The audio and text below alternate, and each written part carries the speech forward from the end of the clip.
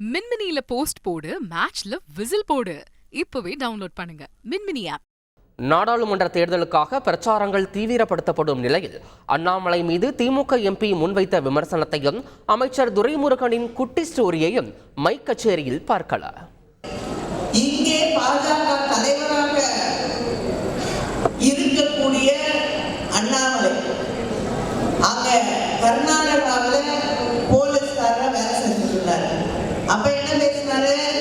நான் தமிழனே கிடையாது, எனக்கு தமிழ்நாட்டை பிடிக்காது, எனக்கு தமிழ்நாட்டுக்கு சம்பந்தம் இல்லை, நான் கர்நாடகாவை சேர்ந்தவன், கன்னடக்காரன், கன்னடம் தான் என் மொழி, இங்கே இருக்கக்கூடிய மக்கள் தான் என்னுடைய மக்கள். நீங்க இந்தியாவை பார்த்து இந்த நாடு என்னுடைய நாடு, இங்க இருக்கக்கூடிய மக்கள் என்னுடைய மக்கள்னா எல்லாரும் ஏற்றுக்கொள்ளக்கூடிய ஒன்று.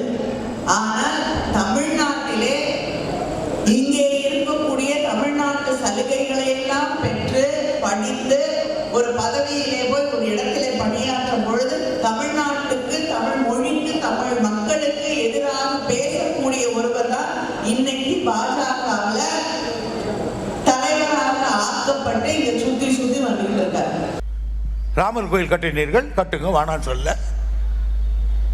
ஏன் அங்கே கட்டுறீங்கன்னு கேட்டோம். இங்கே தான் ராமர் பிறந்தாரு. நீங்கள் சரின்னு எப்போ பிறந்தார் ராமர்?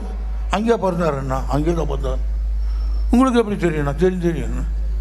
எங்கள் அம்மாவை கேட்டேன். நான் எங்கள் அம்மா பிறந்தேன்னு. நம்ம வீட்டில் தான்டாண்ணா. நம்ம வீட்டில் எங்கள் அம்மாண்ணே இந்த ரூமில் இருந்தாங்க. இந்த ரூமில் நான் எங்கன்னு அரைஞ்சேன்னா அதுதான் வலி வந்து பிறந்தேன். நீ எங்கே வந்து விழுந்து யாரா கட்டான் இன்ச்சி டேப்பை வச்சு அளந்தேன்னா. எங்கள் அம்மாவுக்கு எங்கள் வீட்டை நான் எங்கே பிறந்தேன்னு தெரியல. கோடி வருஷத்துக்கு முன்னால் பிறந்துடும். அதே பிறந்தாரானா என்னடா ஆக்குறது? மின்மினியில போஸ்ட் போடு, மேட்ச்ல விசில் போடு. இப்பவே டவுன்லோட் பண்ணுங்க மின்மினி ஆப்.